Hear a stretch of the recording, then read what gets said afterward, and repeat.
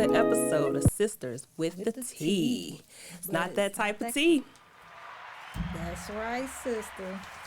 It's not that type of tea, but we spilling some great tea. We want to bring to you knowledge, enlightenment, and hopefully in our message you'll be able to find a part of you. Today's featured was like tea everything felt right, you know, until things weren't right. You know what I'm saying? And it was just like that moment he realized that I got you now. I got you isolated. He turned up. He told me, you in my territory now. This is you in my spot. Right. This the same man within 1 week that I moved told me I'm in his territory. He got caught talking to somebody. Another female, and he, instead of talking about it, he goes drive me off to the bayou where the alligators are. I'm in Louisiana, Mississippi, and tell me I could cut you up into a million pieces right now and feed you to the alligators and won't nobody find you. Here you are, you isolated me from my family, and now we take our time, we get together, you feel like you're doing everything right by the book, or what you've been taught or what you figured out, and it still wasn't right. It still wasn't right. Yeah. You know, and again, it just starts spiraling downhill. One event turned into the next event. One incident turned into the next incident. You know. Oh yeah, and all you can do is try and make and find excuses on the reason why he did this or the reason why he did that, because you simply love that person enough to make up excuses. That's just a big so you one. can stay in that relationship. You know what my biggest excuse was for this individual, because I study psychology. I have a graduate, my undergrad is in psychology, and I've always been intrigued by people. Right. And I've always been that voice of reason. And so for me, my whole thing was what makes people do the things that they do. And I was really gravitated to his background story. Like, wow, this is an individual who has come from an abusive childhood. See, this is a red flag that I really want for y'all to like really pay attention to. And not saying everybody who has their abusive past it will turn out to be abusers. But I will tell you, like, these are things that are worthy of researching and talking about when you're in that dating phase, simply because it can come back around to haunt you. So, are you doing the work? I would hope that an individual who would be seeking me out know, like, okay, I know you had a traumatic past in your life, but have you done the work that you need to do to make sure that that level of damage is not going to impact me? Hurt people. Exactly. And that man ended up hurting me in so many different ways. I would make excuses for him. But at the same time, it was like, okay, I know that this is this individual and he has abusive characteristics. I'm just not going to play into it. I'm going to stick up for myself. But the more I continue to make excuses, oh, he can't help it. His mom dang near killed him. Like, he can't, this is why he got mom issues. This is why he's like that. Every time I made excuses for him, I continued to empower him. And I disempowered myself. But it was done in such a subtle way that I didn't realize what I was doing until I was far gone. I had reached my breaking point. Right. So let me ask you this. What was it that made you get to your breaking point? My breaking point was when I realized I was broke. I didn't have any money to get back home. All of the lies, all the promises that was given to me or said to me, I realized was a lie. I looked in the mirror. I didn't even know who I was anymore. I like literally lost myself. Charmaine, who? I don't know who this is. I start questioning my worthiness of living. I start questioning what I deserved. I began to really feel like I deserve to be in this type of relationship. This is the cards that I've been dealt with, and so I am going to deal with them. And what pushed the breaking point further was the moment that this man felt like it was okay for him to pretend that he was going to commit suicide in order to control the fact that he wanted to tell me that he cheated on me and got another woman pregnant. And may I add that she considered herself to be gay. And so he took great pleasure in telling me that he turned this gay woman out and got her pregnant because you couldn't have my baby. Wow. And this man stood over me. I walked out of the room because I felt myself breaking down, and I didn't feel comfortable enough to be that vulnerable in front of an individual who was causing me pain. And still, he followed me to my quiet space, stood over me, and told me, kill yourself. You might as well go and kill yourself. So here was a man that watched me break down with every word, every action that he could possibly do to me to break me down. And he knew that he had broken me to that breaking point. Wow. I'm calling hotlines because I'm like on the midst of just ending it all for myself. That was my breaking point. When a person broke me down psychologically, that was my breaking point. I can relate to that.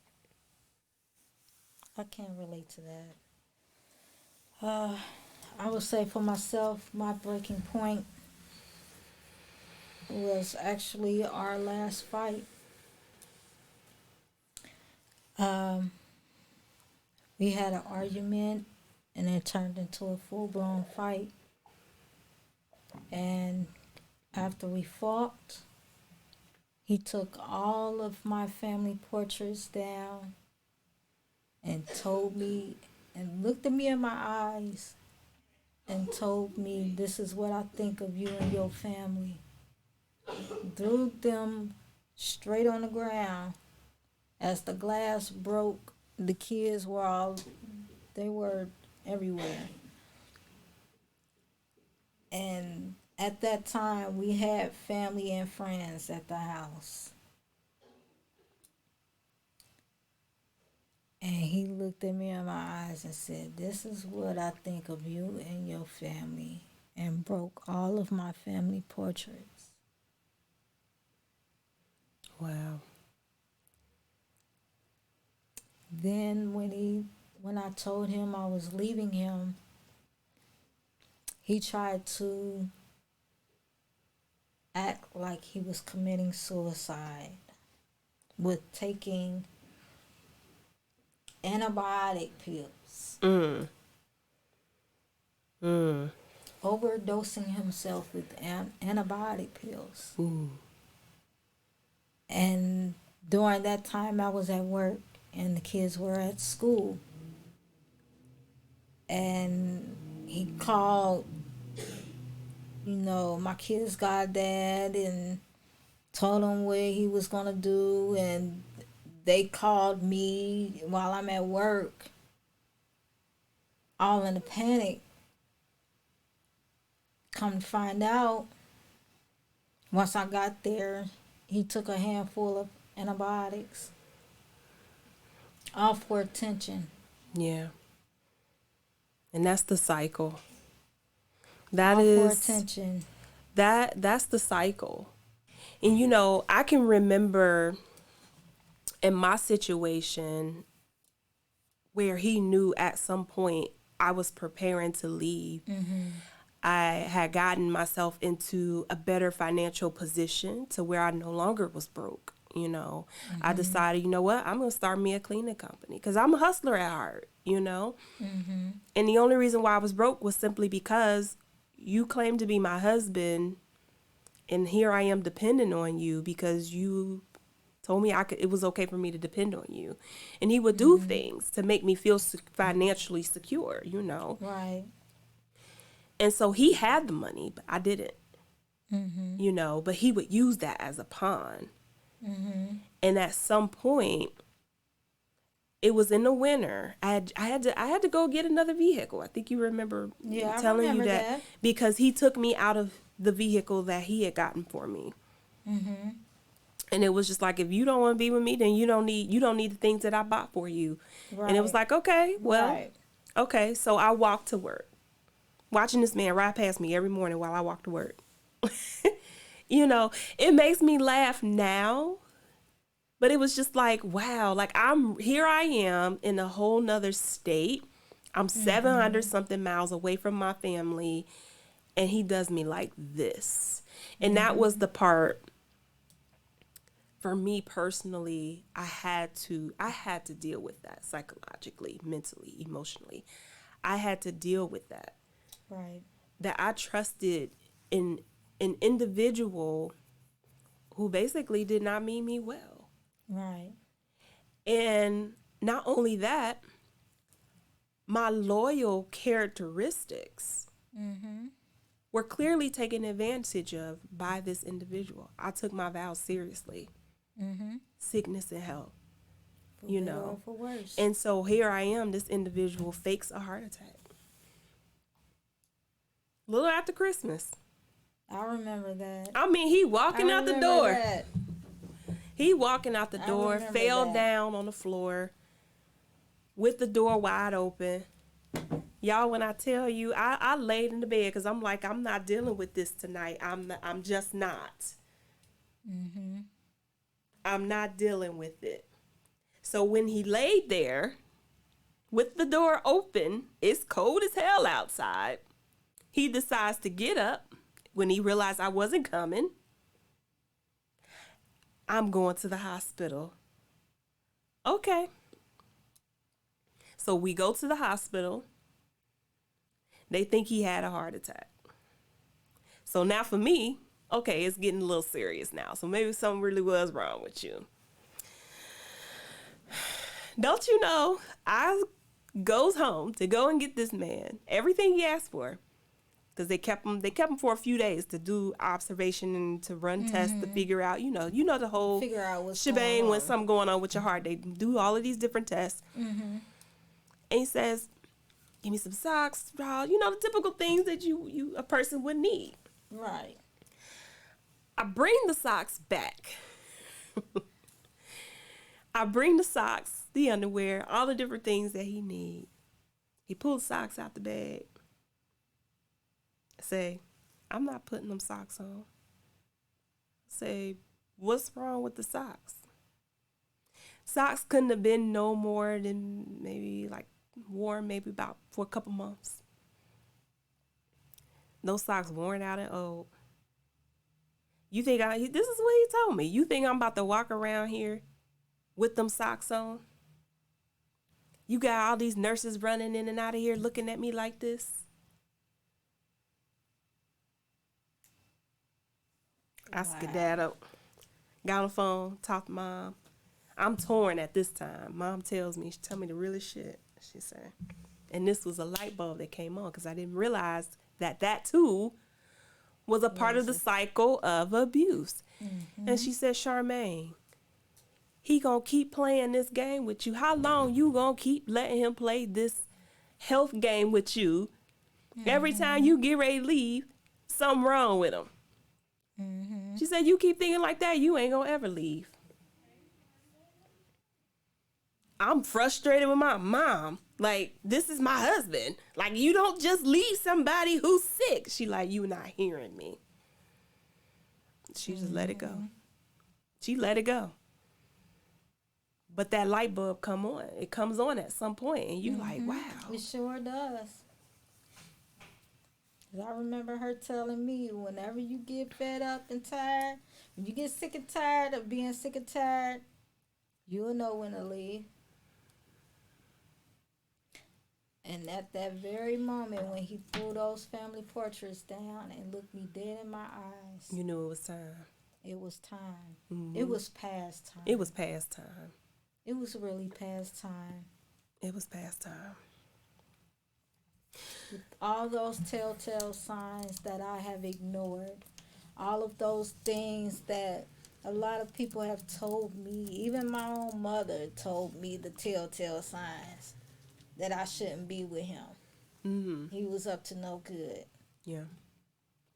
But once I got over my stubbornness and being selfish, Mm-hmm. I put all of that to the side and I have weighed my options on keeping a very domestic marriage and relationship, or trying to make things better for my children, because I've really exposed them to a lot that they should not have even been exposed to. I basically put them into the same cycle that we went through Yeah. when we watched our mom be abused Yeah. and being taken advantage of, Mm-hmm. all because of her heart. And that caused a lot of. It causes a lot. It's and a it domino costs a lot. effect. And the cost does not outweigh the benefit whatsoever. does If you not. find that you are torn between this whole romanticized picture perfect family of, I don't want my kids to grow up without their mom or their dad, guess what? If that relationship is going to cost, and it will cost you your life, It costs. it will cost. Okay, it is no joke, you know. And I speak that with compassion and tears in my eyes, because I want y'all to understand that it should not go as far as your life, you being inches from your life, to realize the pain that not only you are causing yourself, the trauma that you are causing yourself, you are also causing that pain and that trauma on that child or your children or your family for that matter. I don't have any Yes. children, but I will tell you, when I finally got away from that situation, I realized how worried my parents were. My dad, our mom, worried, sick. You talking yeah. about going from calling your child every day and you thinking they're calling you to see how well you're doing, but they're really calling you to make sure you still breathing. There's nothing fascinating or amazing about your parent having to make that type of phone call to check up on you. What is fascinating and amazing is when your mom or dad can pick up the phone and say, hey, what's new? Not a, hey, how you doing? What's going on? Where you good? Everything all right? Not there is nothing fascinating about those Right. type of phone calls. Right. Your parents walking on eggshells and playing it casual, because really, for real, they just checking your temperature to make sure you all right. You're all right. You're okay. You're still breathing. It's never fair, you know. And I think the both of us can honestly say that we learned that the hard way. Oh yeah. Yeah. Oh yeah. Yeah. I've definitely learned it the hard way. And still to this day, I always apologize to mom. Like, mom, I'm so sorry. It's a lot of damage control that comes behind Oh that. yeah. A Oh, yeah. lot, Oh you yeah. know. It's a Just have lot. a question. I got a question. Just listening to both of y'all's story, right? I'm gonna ask you, Danielle. I'm gonna ask you a question. How old was you when you first got with the old boy? I got with him when I was 16. Oh. With that was all me because I have told him a huge lie and said I was 17 going on 18 when I met him. And how old was he? At that time, he was 25. Okay. Even if you did tell him you was 17, I mean, it's not too far off. It's a big age difference. Still got the gap. Yeah. And speaking from your situation, how long was y'all together before you moved out of town? We were together for a year. We knew of each other. We were friends for a year before we crossed over into a full-fledged relationship. Okay, so about a year. And by that time we decided to just kind of start our life together and move to the South for specific reasons. Yeah. Now the reason I bring those two up, because I always say pace yourself. Oh yeah. I tell everybody to pace It's really yourself. important to. I tell everybody, my mother was my father was 29 and my mother was 19 when she had me. So the gap, just speaking from just the age gap, speak from that part first, from a man point of view. And this is why I would tell my nieces, any female that, inquire, ask me, or I give a fuck about. When it comes to a man dealing with a female with that big of a fucking gap in age, control is already set in. Oh yeah. Because he's counting on the fact that you green, like, you still wet behind the ears. So that right there, I know some close ones in my family who have a situation 10 years gap. And that's why I'm so hands-on with her, because I see this shit. Like, even though your brother could say, your cousin could say, your daddy can say, if, like you said, if the woman ain't ready, and she don't see it for her motherfucking self, that's one thing. But I do tell people to pace yourself, even your situation you was in. Like I said, pace yourself. We go way back. I used to always tell you, pace yourself. Take your time. I didn't know what that. Yeah, you was young. Of course, we didn't know nobody. We and young. And I didn't know what that meant simply because. Let me get into this because I really feel like this is a very important factor. And me being a therapist, I love tracking things all the way back to childhood because that's pretty much where a lot of what we know stems from. And when I say I didn't know, my very first abusive relationship, I was 16 years old. I was 15, going on 16. And we were together for a year before I walked away from that relationship. But the very first time being with someone that young, many people have that opportunity of really exploring relationships in a healthy way. Whereas for me, I was portraying what was taught to me.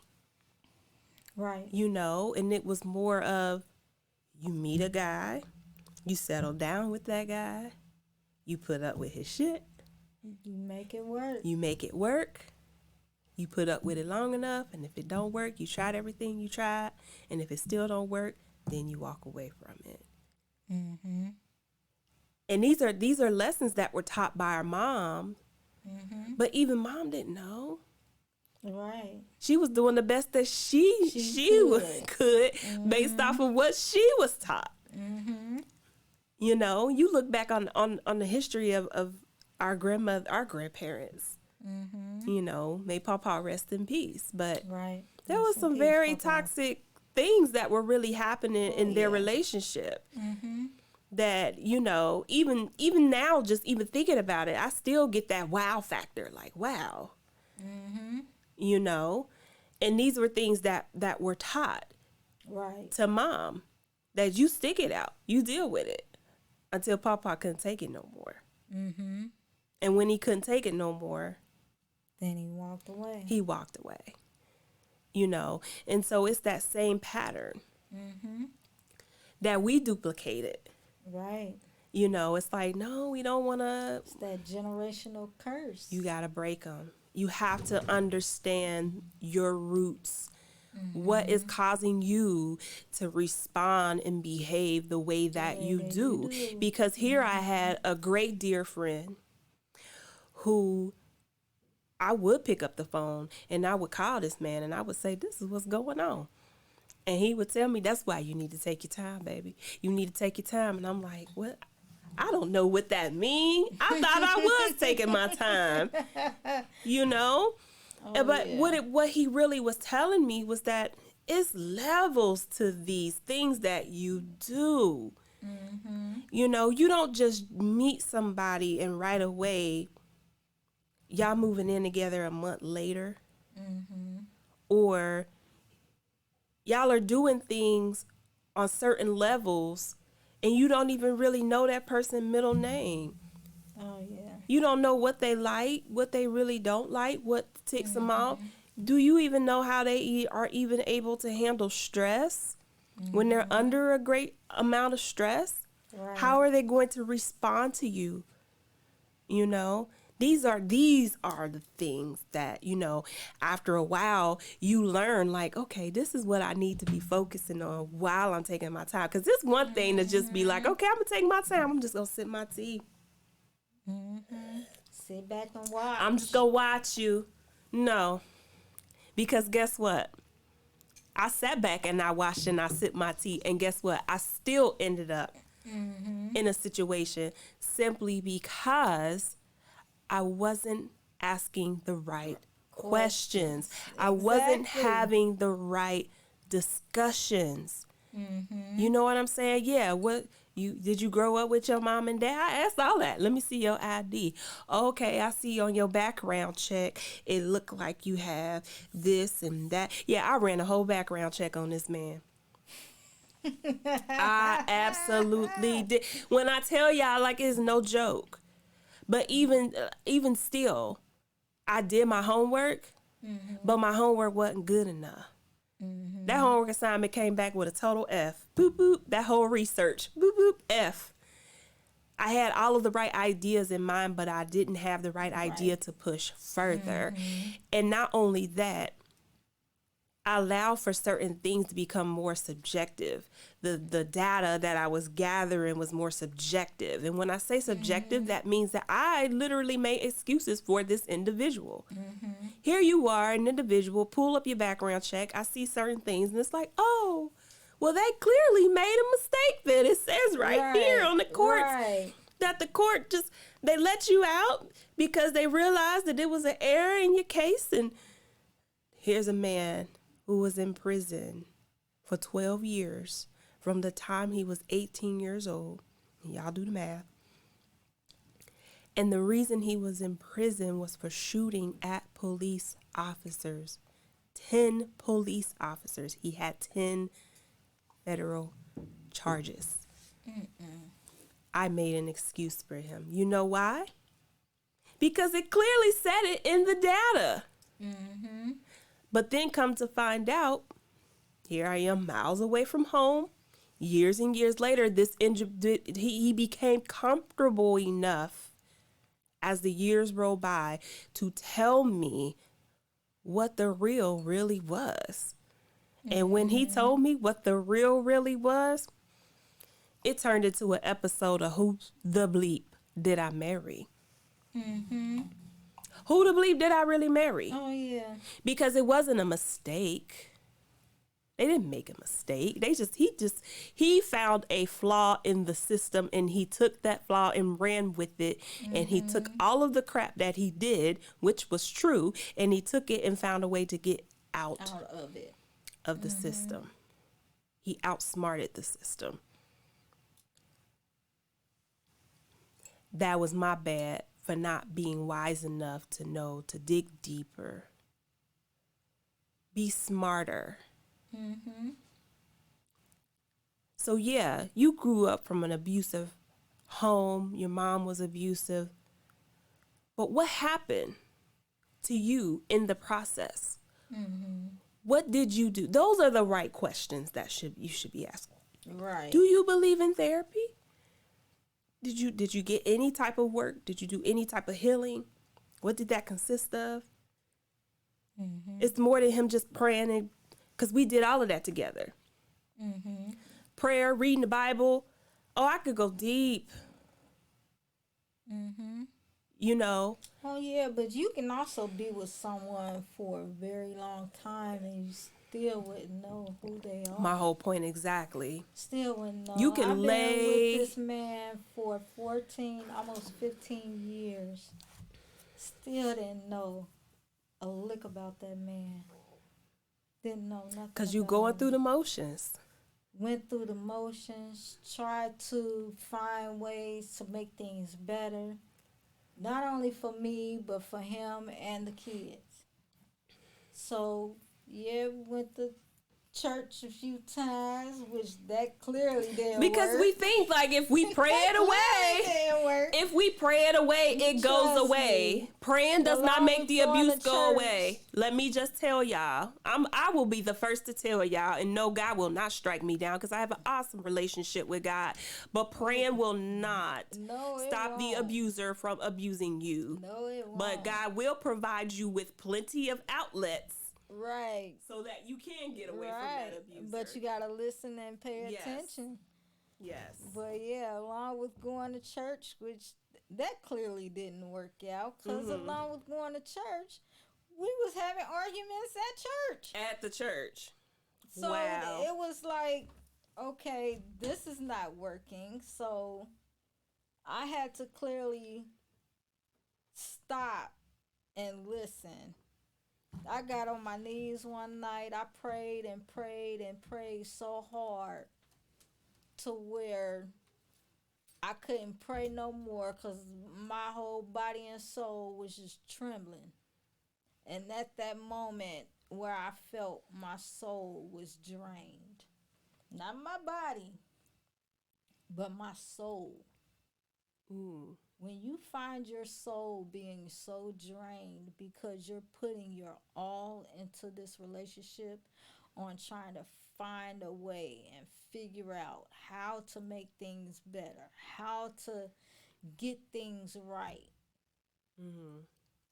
So I prayed and prayed and prayed till I couldn't pray no more. And I finally heard God tell me, I have to leave. Leave. Just leave. I have to leave. You have to leave. And that's exactly what I did. I actually stopped. I listened and I paid attention to what he has been trying to tell me all along. That this is not the relationship. This is not the marriage. This is not the man for me. So once you just really pay attention and just listen, you will always get your answers. Oh yeah. You just have to be willing. Absolutely. I'm gonna say something, man. I got a question. Like, I always, like I said, man, some of the shit that we go through in relationships, I think in the beginning, you gotta ask yourself, what was it about the person that made you fall in love? Right. Like what brain was you thinking with? Because Exactly. everybody get with somebody to, everybody get used, right? So when everybody get with somebody at some point, you use him, he use you. As long as motherfuckers gaining from this shit together, that could be a healthy form of getting used, right? But if people jump into relationships prematurely for whatever reason, you know what I mean? But your intentions wasn't even right in the beginning, and then the end of it be all the extra bullshit. You know what I mean? This is why, like I say, motherfuckers really need to, pace themselves, live apart.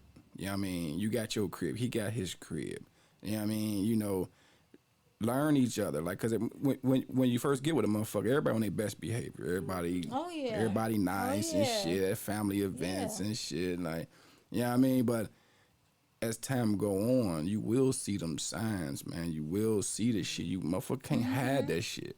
The question is what you looking for. And don't make excuses for when you. That's what I'm saying. If this nigga hooked on cause the pussy good, or this chick hooked on cause the dick good, and all your decisions is based on that in the beginning. That's why everybody want to move so motherfucking fast and shit. I want this motherfucker to stay with me every night cause the pussy good, the dick good, like. You know what I mean? And then after that, all the bullshit start to seep out. Yeah. You know what I mean? Either this nigga think cause his dick good and she love it, he ain't gotta do no more. But fuck her. You know what I mean? You know what I mean? That's why you get a lot of niggas when they jump to that domestic state, they end it with sex. Yeah. Reminding you, motherfucker, this is what you judged me for. This is why you here. You know what I mean? Motherfuckers see that shit. Like, men see it. Women do it too. Oh, this nigga, you know what I mean? This broad buy me all my weed, buy my liquor, buy this and buy that. And, you know what I mean? She see, oh, this nigga broke for real, so I could use him. And for whatever reason, dick might still be good for her, but she know, all I gotta do is buy this nigga a 5-sack. Buy him a 5-sack and some tang, and he gonna be all right. Until this nigga start rebellion, kicking and screaming. It's control. So everybody play that control mechanism shit. Oh yeah. So that's what I say. I encourage everyone in the early stage of these relationship, early 20s, shit, fucking. Yeah, you definitely have to take your 17, shit, 18. Anything under 18, you playing around any motherfucker. You shouldn't be taking nothing fucking serious at all. But I encourage everybody to get their own shit first. Establish yourself as a man. Establish yourself as a woman. You know what I mean? Most women jump off the porch earlier than guys anyway with their cribs. Yeah. You know, you know, metropolitan, you know, hood full of them. You know what I mean? But then what they do, they get these young cats, or they get this guy, and then she want to play home, play house. You know what I mean? She want to do what her mama did or daddy did, and she want to pull this knucklehead in prematurely. You know what I mean? Play that game. You know, play that motherfucker game. Like, or the guy, as a man, you should never want to live with a woman too motherfucking early. If you can help it. But if you can't help it, make sure your name on the lease. Make sure you're not a dependent. Make sure you're holding your own. Make sure you're an asset to that woman. Don't take. You know what I mean? And you ain't putting shit back in. Yeah. You know what I mean? Like I said, I tell my father that your dick only gonna get you so far. I think all of those are triggers too. Like what you just listed, like if a person doesn't have the qualities, the finances in order, right? The emotion in order. Yeah. If they're not emotionally mature enough. This is why I say in the beginning, learn yourself. You only could learn yourself if you buy your motherfucking son. Yeah. Once you leave from up under that roof, or your moms and your dads and everybody for telling you what to do and shit. I mean, you can't go to another fucking woman's house. That woman gonna play them same. She gonna play worse games. Well, I'm not gonna compare it to the mother, but you going from one mother to another mother, right? The difference is the chick you moved in with, she don't have the same love for you. All her decisions is there to manipulate you to fit her need. You see what I'm saying? For her motherfucking benefit. You like I tell motherfuckers, if a nigga if a guy is moving from his parents' home into a woman's spot, you lost already.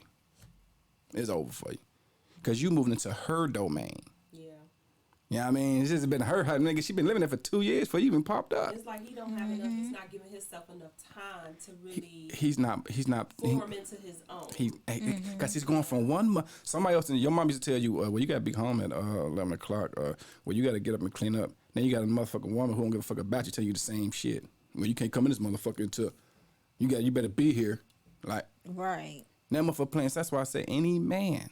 I'm gonna tell you something. My first bachelor years helped me out tremendously. I'm gonna tell you something. I moved out at the age of 20. I turned 21 on my first spot, and I tell you, the respect level is different from women. You ain't gonna hear all that cocky ass. Let me get the fuck out, nigga. Don't give a fuck. Fuck you, motherfucker. Kick you out. They rent due. They bring you back in a week before the rent due and shit. Give you some pussy and shit. Suck your dick, and then next thing you know, you cashing that look. Then she put your ass out when she want this nigga to come and crack her and shit. I mean, it's the games, like. And it's two toxic people. Two toxic. That's what I'm saying. Like, backgrounds Man. of toxicity, and you combining it together into That's- one home. And That's what I'm this saying. is how you end up also in Right. these domestic abusive situations. And then it's young though. Then the fact of the matter, all this shit is young. Don't nobody know shit at this point of the game. Motherfuckers so quick to play. I want to be an adult. We know you 16, 15. I can't wait to grow the fuck up. I can't wait. And you get out there and you have to play house and you find yourself Man, we jumping all through been mother. there. We all That's get what I'm it. We just all saying. been there. Like, We all this is get what was it, modeled like- to us. You know Yeah. what I'm saying? Like, Yeah, you we get all into, you been get out, there. you get your spouse, you move in, y'all moving But, together. but see, motherfuckers left the details out. Left the details. Or Yeah. did you not hear the Or did you not motherfuckers? hear it? See, Because and guess I what? did. You Because you heard it, rebellious. but you wasn't listening. You rebellion. Oh my God, they want me to have fun. They don't want me to do this. They You're don't want not me to do hearing that. it. You're not hearing it in the way that Yeah. you're not perceiving it in the way that is helpful to you. You were just perceiving it as in like you taking bits and pieces. Like, okay, I'm gonna choose to do what I want to do with Yeah. it. But I just say, like I said, I believe in, in them first early stages of your life, them early 20s, because you still learning. You don't know. I mean, that's a whole another ball game when you step out on your own. But them first stages, if you could be independent, 100%, do so. Get your own shit, get your own crib, your own job, your own car. That way, when you meet a woman, she got her own shit. She on her own. There's power in that shit, man. Exactly. When you know you don't need a motherfucker, you here because you want to be here versus have to be here. Because like I said, motherfucker, when niggas come with all that that word place called game for a reason. It's called spitting that. It's called motherfuckers spitting that shit for a reason because especially if they need you, they trying to convince you why he the man for you. Right. And guess what? If that shit don't work, he gonna make you physically. Oh, yeah. That's what all this domestic shit kick in when a motherfucker wants something from you, trying to convince you and break your spirit. Like I said, I got sisters and nieces, man. I speak nothing but life because I know there's some weak ass niggas out there. I really And just in wish case that they we come into could- one. I really Like, you know wish what I mean? that we could just like replay what you just said right there in that What? moment where you had just mentioned that when an individual is trying to convince you to be somebody, right? Mm-hmm.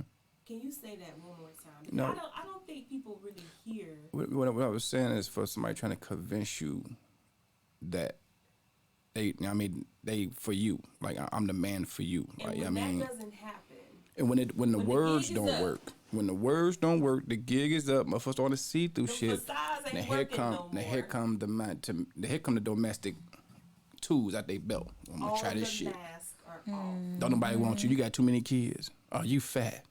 Are you bald head? Yes. Are you this? Look at you losing weight. Are you gaining weight? Now the Motherfucker, they never real- fucking like. It's always something. Like I'm gonna tell you something. I got too many women in my family, and like I said, and I always give them the game, like because I know how insecure men can play.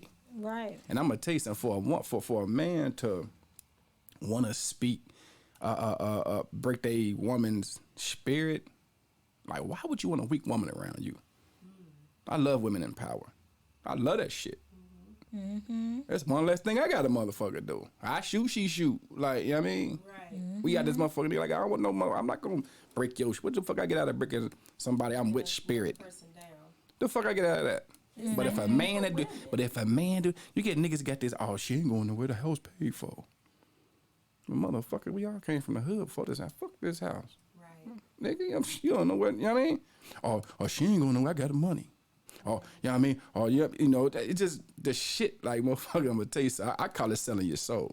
The things that people do. Motherfuckers sell their soul every motherfucking day But because guess of what? materialistic shit that they scared or don't believe they can get on their own. But the whole time, Like, you know what I mean? the whole time before you get to that build up where a person think like, oh, she ain't going nowhere.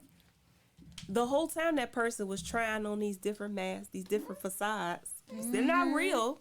This isn't the real person that you're really seeing. They're putting up all of these different gigs, but at the same time, they filling you out. They taking a mental inventory of all of your vulnerabilities. Every last piece and moment that you respond, he's checking or she's checking to see how you respond. You know, and so how do you get your power? How does a person regain their power? the moment, let's say, for example, that individual may have already caught up. It's somebody out there probably listening to this right now that's already so far gone in their relationship that maybe they did feel like how I felt. Like, these are the cards that I was dealt with. So I'm just going to deal with them the best way I know how. How does a person empower themselves? And that's where I want to shift these last moments in this conversation. Yeah, let me touch it. Go ahead. I'll touch on it a little bit. How do you get your power back? Okay. I'm going to speak from a ex relationship I was in, ex marriage, I would say. Well, and not say it what the fuck it was, but when it got to that point of ex, okay, I'm gonna tell you, it got in the beginning. Yeah, I was doing, I used to be the hoorah, like the respect. If it didn't match, I might grab you by your hair type shit, kick you out that door type shit. But once we got up under the same roof, and I stopped addressing her disrespect with aggression, the disrespect got worse out her mouth. Like, yeah, I mean, you know. But like I say, with her, the way it's like when I stopped doing that shit, when I stopped being an aggressor, meeting her disrespect with aggression, I stopped probably early 20, about 25, 26. Now speaking 35, 10 years later, right? So a lot of the mouth just got real disrespectful, and it was just too much shit going on, and you know what I mean, there's too much shit. It was like, okay, two things gonna happen, and this is how I see it. Two things gonna happen: either I'm gonna leave, or eventually I'm gonna have to slap the shit out of her, and I ain't going to jail for no woman. Right. So that's not an option. I did that shit when I was a child. Like, I mean, I didn't know no better. At this point, I know what time it is. My sons, them, they older. So the way I looked at it was time for me to, to make a move. So even though we shared this life together, it was kind of hard to make the move because I got used to having a partner with the bills and, financial type shit, right? So I'm like, you know what, fuck that. I had to revert back to when I was a bachelor, when I grew up in the T, when I'm 21, 22. And I had to realize, guess what? If I had to go back and live in the hood, I know how to live in the hood. I'd rather deal with that shit than be with a motherfucker. That I didn't raise the motherfucker's kid. I know the role that I played in this relationship. And if the words that don't come out her mouth match that shit, it's time to go. Because I shouldn't have to force you. At this time, I'm damn near 40. Why do I still gotta play these fucking 20-year-old games? I feel like I'm stepped and proven at this point. But for some reason, she had her feelings, and the shit play how it played. But I revert the way I got my power back was I reverted back to when I was a bachelor. I knew that I did it then. I could do it now. That's why it's important for motherfuckers to experience that first years of bachelorship or just being on their own, because if they find themselves in a predicament years later, they know how to get back to it. If I had to go back and eat motherfucking spam and potty meat and noodles and shit, I'd do it. I'd rather deal with that shit than this shit, because this shit gonna get me locked up. Because I'm not gonna continue to play that fucking disrespect game when I know I'm not that nigga. I'm not beating on you. I'm not cheating on you. We not evicted. Kids is not hungry. You in school. You got 2 degrees. That's a healthy fucking relationship. It wasn't perfect, but it was healthy because you was able to grow. If you can grow in a relationship, if you can grow in that fucking environment, you in a decent environment. If your kids can graduate with 3.4 GPAs, both of them, it's a healthy fucking environment. Ain't nobody on motherfucking medication. Ain't nobody going off the deep end. Ain't nobody this is a healthy environment. So if your actions, he or she, if don't match with the other person that didn't help you provide, because I look at it, I got an oar to the boat and you got an oar. We ain't been going in circles for fucking 15, 18 years. That mean, motherfucker, you wasn't paddling by yourself. We moving up. That mean we both on this motherfucker going. You see what I'm saying? So if that shit don't match, it's time to go. So the way I was able to exit, because I remembered my first 10 years of bachelorhood. And I remember, like, you know what, shit. If I got to go back to the T, I know how to put shit in front of the door for alarms and shit. I know how to, you know what I mean? Right. I know how many Right. guns I need. Back to the basics. I know Back how to to the put my bed away from in case niggas shoot through the window or some shit. Like, I lived that life, so I knew how. That was the worst case scenario. I knew I wasn't going back to that. But the worst case, I was prepared for that. Right. So it was like this. And I chose to dip. Fuck it. I shouldn't have to go that route. I shouldn't have to put my hands on nobody to respect me. And when I know you and that a motherfucker in a relationship where you was able to better your motherfucking self. Yeah. I wasn't perfect. We probably ain't fuck every night. Like, I mean, probably ain't go on vacations every day, like every month or every year. But motherfucker, you bettered yourself. So at the end of the day, you was in a good relationship. Like, you know, but I just tell motherfuckers that's why it's important, man. Learn yourself as a man early, just in case you got to tap into that shit, you know, early, you know, later on. You don't have to deal with no toxic Hell yeah. woman, toxic woman who will definitely resort to that emotional or physical abuse and use it to castricize. Oh yeah. You know, Oh yeah. I think for me, I know, like the moment I became empowered was actually that same night that I found myself completely broken. Because here I was on the back patio. I'm calling this hotline because I am like moments away from wanting to take my own life because I couldn't take it no more. And I was put on hold. Who puts someone on hold that's calling A crisis hotline. I'm calling a suicide hotline, and I was put on hold. And I'm not talking hold like, hold on, I'm about to click you over, and it bit bad boom, they right back online. I was on hold for like 15, 20 minutes. And didn't realize I was still on hold because I was so out of my mind that when I got back in the house, I realized the phone was still on. It was still on, like it was still running. It was still going. And something in me said, bitch, you know who the fuck you are.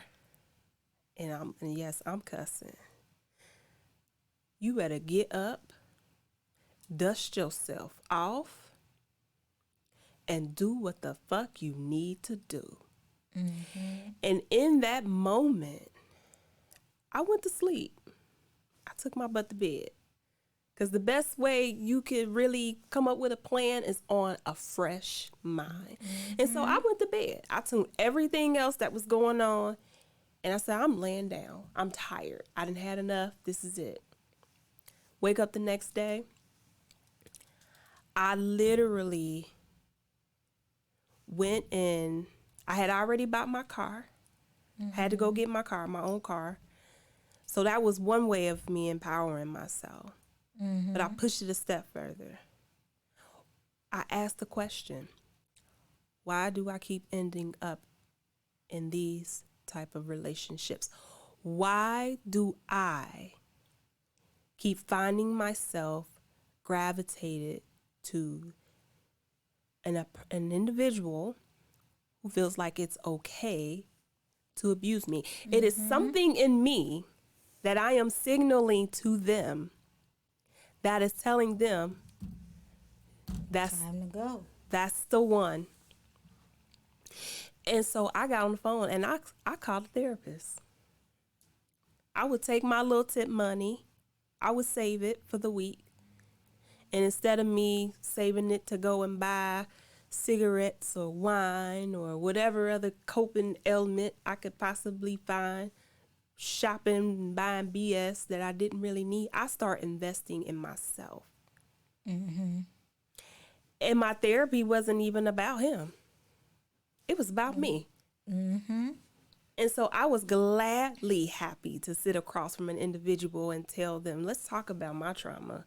Let's talk about what's going on with me. And the more I began to do the work and he realized that I was becoming more empowered, here he come. Can I come to your session with you? Hell no. You can't ever come to my sessions with me. I thank you though. Because had you not pushed me to that ledge, I probably would never been here. Been in that office. I would never been in that office. Mm-hmm. And the more I went, the more empowered I became. The more ideas start coming to my mind. Like, wait a minute. You got a broom? Yeah, I got a broom. You got a mop? Yeah, I got a mop. You got washcloths? Yeah, I got washcloths. Bitch, go to the dollar store and this is what you do. Go get you some cleaning product. Put you an ad up in the yellow pages. Go start you a LLC. And boom, before you knew it, I had a cleaning business. This is what I had to do for me. Because again, part of that cycle for him was to keep me broke. You got us in this expensive house where we paying thousands of dollars in rent that we can't even hardly afford. Here I am stuck paying a car note with high insurance. Now I'm living paycheck to paycheck. You pushed me in a position to now I have to pay a car note.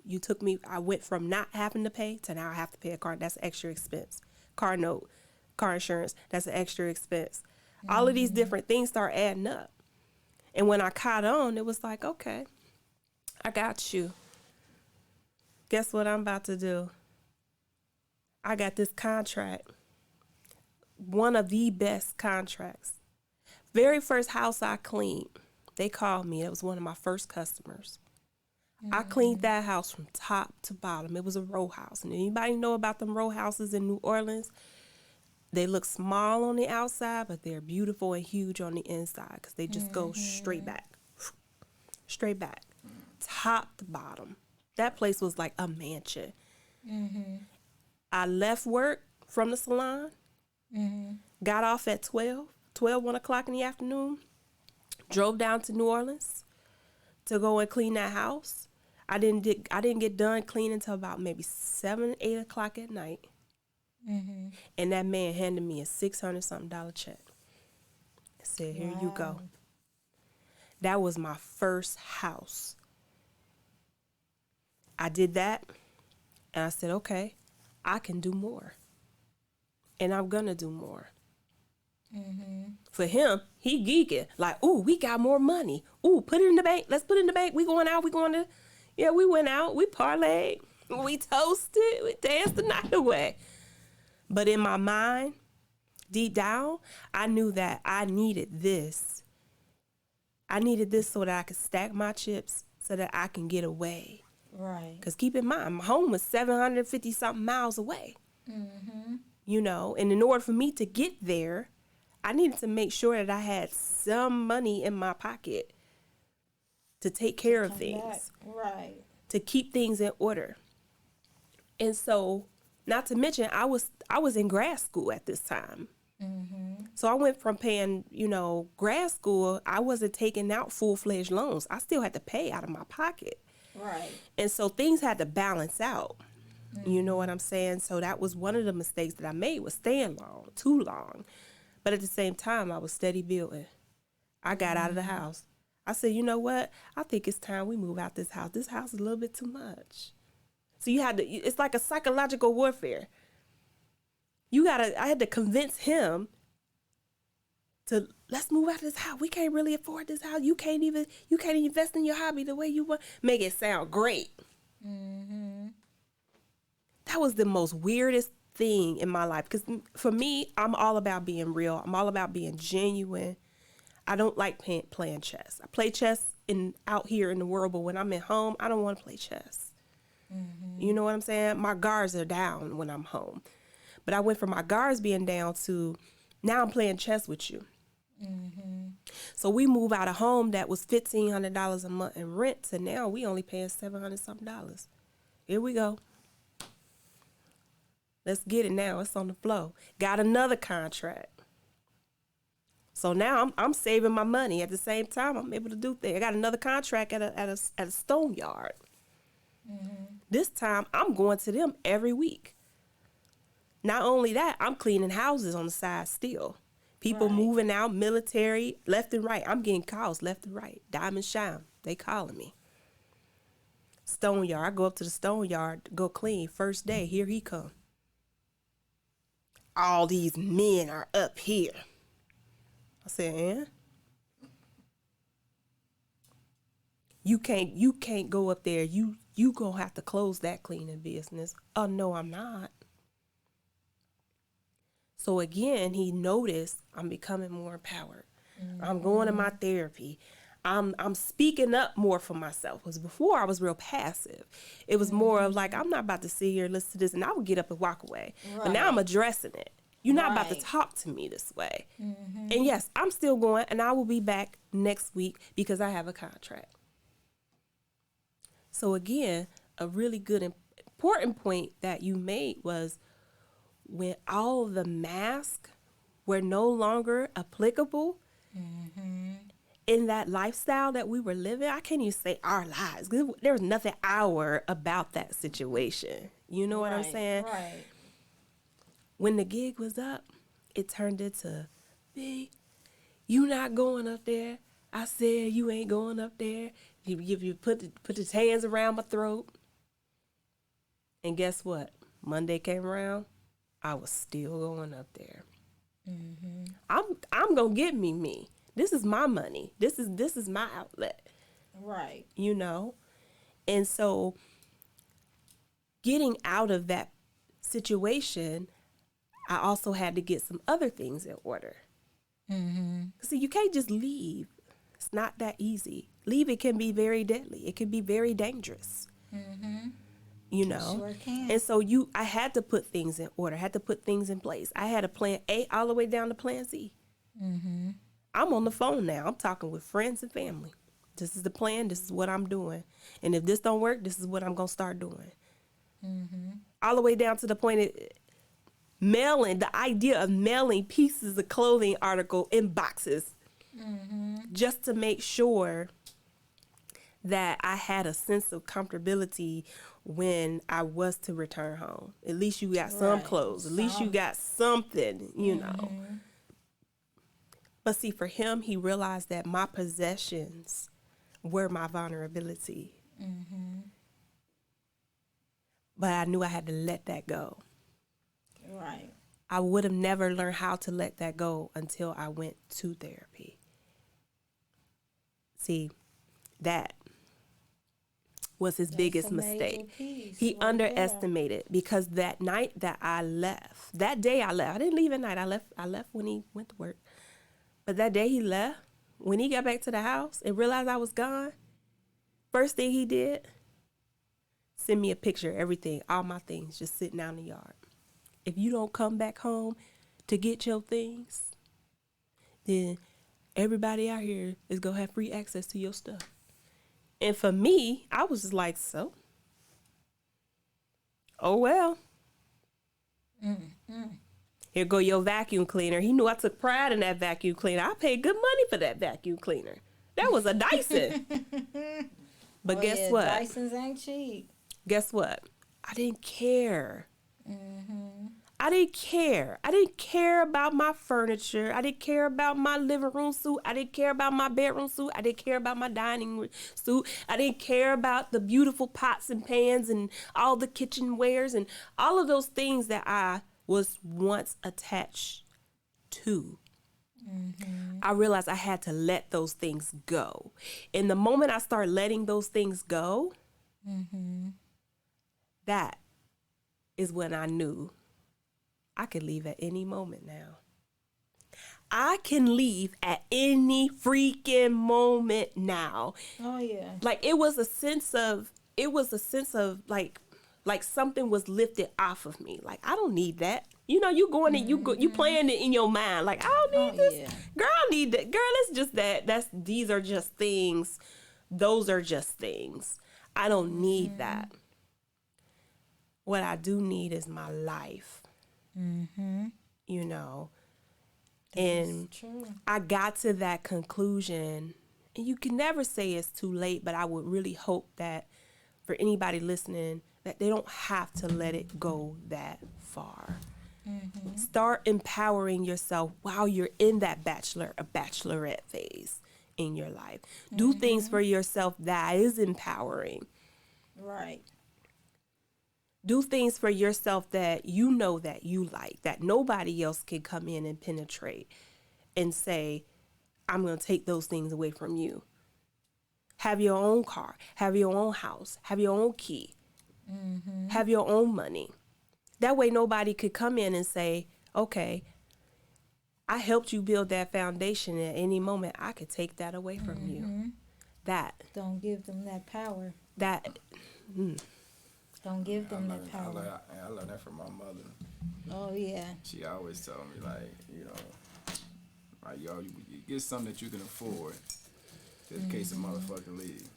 You know what I Oh mean? yeah. facts. And it's Oh, funny, yeah. like I said, you know, I was raised by my mother, like, so, Always you know, get your own. you know, but it's funny, I wanted to speak on what you were saying. When you said he tried to come to your therapy appointment, and that was why. I'm sure you know that. You peep, he want to see what type of help and what they telling you, Yeah. so he can counteract this shit. Like, Oh, yeah. He also wanted to see what Yeah. she was telling them, that too. so he can kind of tell his story Yeah, and give whatever excuses he wanted to give.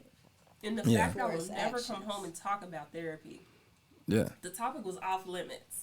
yeah. It's like, no, we can't talk about that. That's what worried him, and it's crazy You because don't know what was said.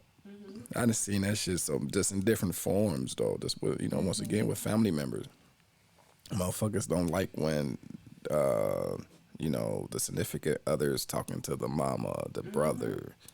You know, basically motherfuckers that's in their life that's giving them some type of game, and you know what I mean, speaking life into their ass, like, you know what I mean.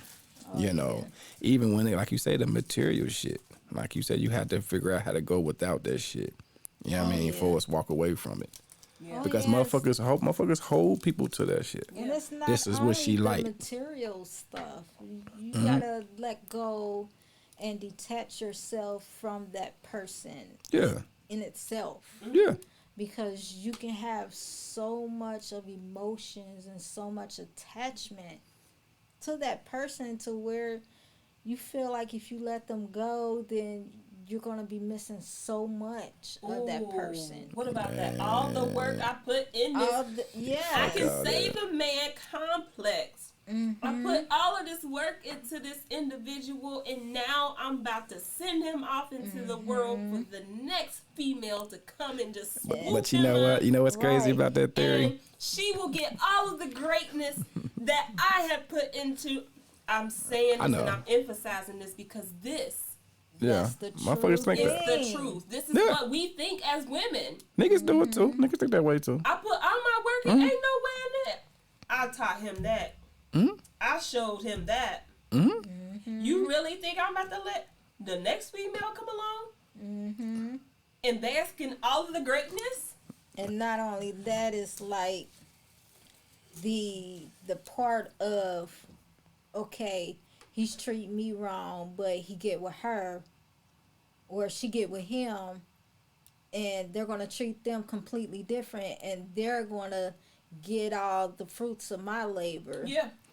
I'm They're gonna gonna get all the greatness that I should have gotten Yeah. in the first place. That's Yeah. psychological. But I'm gonna tell you the catch of that though, right? You know, I had a partner, man. She used to stay with by me where I stayed at, and she had a abusive dude, and he was wilding and shit. And they break up, and she one time I'm walking my dog, and they out in the front, police, and he come with his new girl. So I'm just sitting back watching this shit, like. So he come with his new chick, and she jealous and shit. And I used to tell motherfuckers this, like, man, do you think a motherfucker gonna change overnight? That's the beginning stages. at all. What you witnessing is the beginning stages of what you already dealt with. So to think a motherfucker gonna change and motherfucker gonna benefit, or he gonna leave me and go to her and treat her like a queen. Right. That shit don't start overnight. It's a facade. He's doing the same shit. Same cycle. And all you doing is basically Same just bird's eye cycle. view, like, oh baby, you don't even know that you like. Right. But she's so caught up in that feeling of that needing to be wanted. Yeah, that's why I say, like, you know, I'd have partners in mind. So I'm gonna fix him. I'd have partners in mind. I'd have partners in mind and leave a woman years ago. And I told my one partner, I was like, man, you need to get your own shit, bro. Because every so often she'd put him out. She'd put him out. And, you know, one time she'd tell, you know, he go back to his parents, and she'd get mad at his parents. Don't let him in. You should keep him on the street. The only way he gonna learn. Like, damn, how arrogant is that? For you to call the motherfucker, you put him out, and you tell the parents, don't let him back in, because y'all do that. Right there. But I told him, like, and I used to tell, I say, bro, do you think she gonna change overnight? I said, don't worry about what you used to have with her. She's stuck in her ways at this motherfucker point. Yeah. This difference is gonna be a different nigga respond to her in a different light. Yeah. See, you wasn't a fighter. You wouldn't take motherfucker, yeah, she hit you, you don't do nothing. Then she get with another motherfucker, and she do that shit, then he might respond something totally motherfucking different and cut her motherfucking contract. Like, and it's a done deal. I said, she's not gonna change over a fucking night. I said, you gotta leave and just be gone and be done. Yeah. And let that shit be. Yeah. Don't worry about what the fuck she might. Now, don't get it twisted. She might grow up and realize, oh, there was some bullshit I was on, and change. It's beautiful. There's nothing wrong with it. I said, but don't let that be the reason why a motherfucker don't bust a move. Like, I think a lot of people Yeah, are I mean- just afraid to. They're afraid to let go. They're afraid to let go. You know, and when you are afraid to let go, you become possessive. Oh yeah. You become possessive over the growth of that individual, or the or the stumping of the growth of that individual, for that matter. Right. You know, you don't move unless I say you move. You don't grow unless I say grow. You know? Right. Well, what about you? What was your empowering moments? My empowering moment was the last time he tried to call out for attention. I looked up at the rescue team. They asked me if I was going to the hospital with him. I said no. And I remember clapping. After that, I started packing up the kids' stuff. I called my mama up, and I asked her. And this was the first time out of 20 years from when I first moved out. And I told my mama I'll never move back in with her. 20 years later, I called her, asking her, can I come home until I find us a spot? Because I found at that moment that I was taking my kids through the same cycle that I had been through with my mom, with our mom. And I swore to myself that I would never take them through it, and yet You did. I did. So I had to get that weight out, have an unhealthy marriage and relationship to where I can possibly be dead or go to jail or try and build something healthy for my kids and show them what to do and what not to do as far as having a healthy relationship, having a healthy life, and living a healthy life. So living the healthy life outweighed the toxicness. Absolutely. So at that moment, I had to gather up all of my fears, You had to put your all pride of to the my side. love, all of my pride to the side, because I was one of the ones that made an excuse. He has a damaged childhood. He was traumatized, and Yep. you know, he didn't have a good upbringing, and That is the Mr. everything Fix in It his mentality. life was Yeah. not good. But he has good potential. Yep, that is the He Mr. has a Fix good It heart. mentality. Yes. I had to put all that to the side because it wasn't enough. Yeah. It will It never be wasn't enough. It would have never been enough. It really wouldn't have. Yeah. And now that I have come to realize as the years passed that staying in that toxic marriage and relationship has actually did some damage rather than doing good. Yeah. So Got to do the damage control. got to do damage Gotta control do the work. early. But we break in cycles. Yes. You know, and Yes. I remember us having a conversation years ago, about 2007, 2008, where we had both looked at each other. And this was actually a trip going back to our hometown where a lot of the origins of our trauma occurred. And I kind of remember us having that conversation of us wanting to break the cycle and how that trip was so significant to the both of us, especially for me, because it was the first time that I had set foot back into that homeland, that destination, that ground zero of where Right. all of the hurts and the pains and the traumas and you turning down one street and it's like you reliving that you moment. reliving moments that you seen mom go through, things that she went through, you know, whether it be in a home or out in public, you know, and we've watched. Oh yeah, We watched there, our mother be front line. stalked. We've watched our mother go through, you know, that was Through a hell. lot. I was a part of it, you know, when whoever, I don't even want to say his name, but his name, it still just strikes a chord with me. But he popped up over mom's house and waited. And when he waited, he poured that hot water. And when he poured that hot water, it didn't only just hit her, it hit me. And so not only did she have to care for her burns, she had to care for my burns too. And so as a little child, I was already dealing with one trauma, but on top of that, that was a whole nother trauma that I had to deal Of with. its own.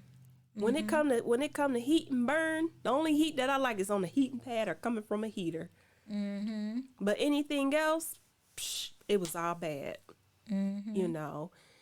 And so that still takes it to, you know, that important piece that when you have kids involved, or for whatever reason you believe that you are staying in that relationship, there is never a good reason. There will never be a good reason. Never ever. You cannot love him hard enough.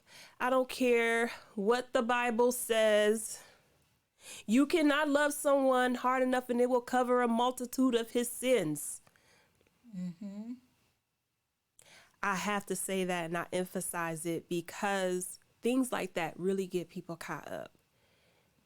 And for me, I felt like if I just love him harder, if I just love him more, it says here in the word that this is what I should do. And guess what?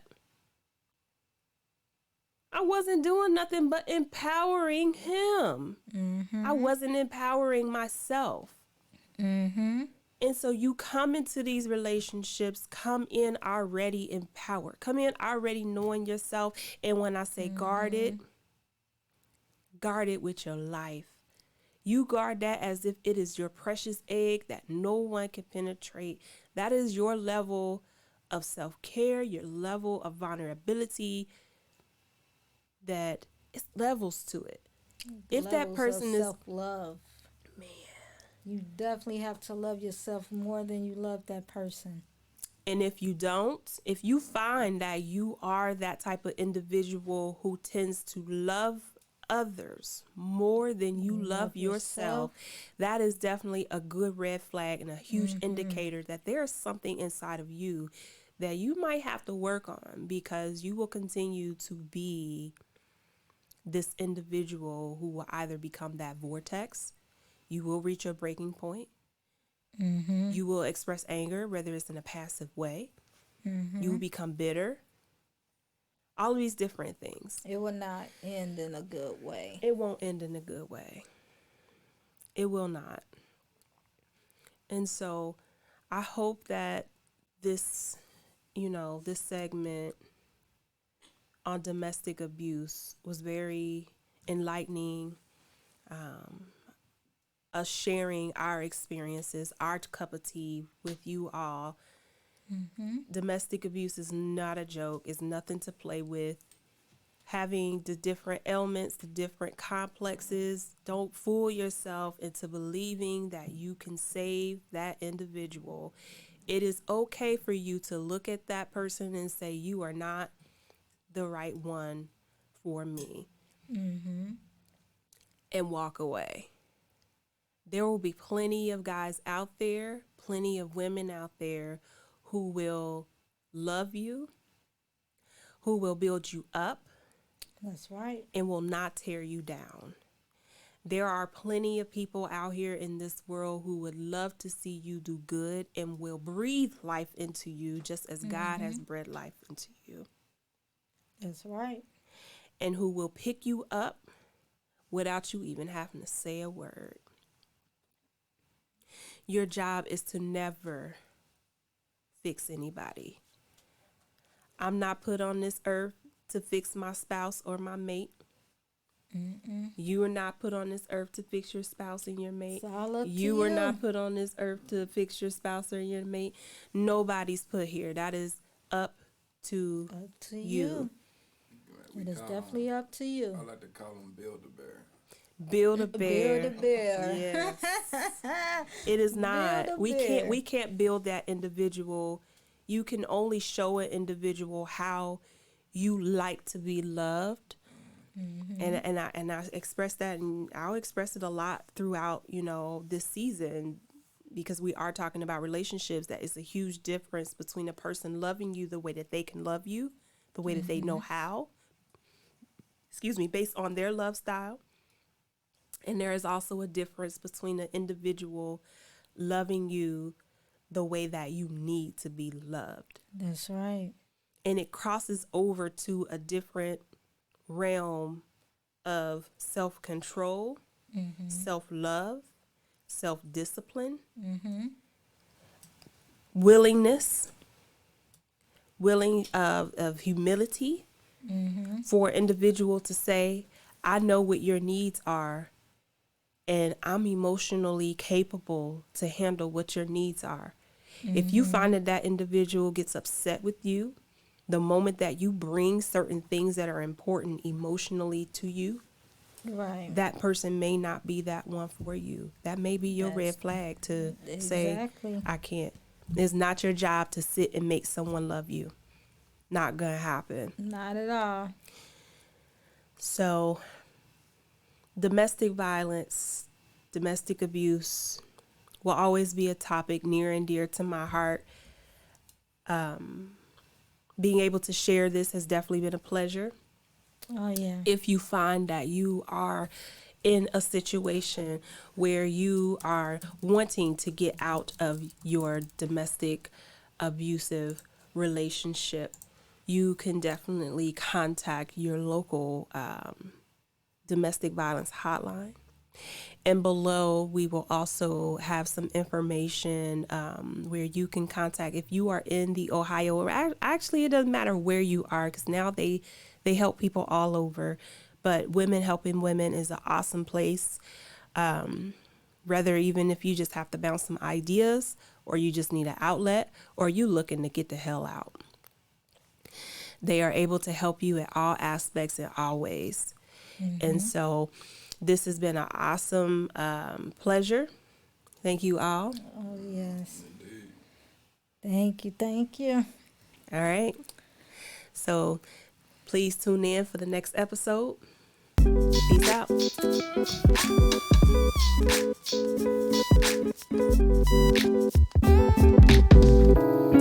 I got permission. Thank you for listening to Sisters with the T, where I Charmaine, and my dear beloved sister Danielle have come together to share our experiences and our knowledge. I hope that during this episode that you found yourself enlightened and also encouraged. Again, thank you all for listening, and please subscribe to our channel, and also be sure to check out our website for some awesome herbal teas. Thank you all for listening, and have an awesome day.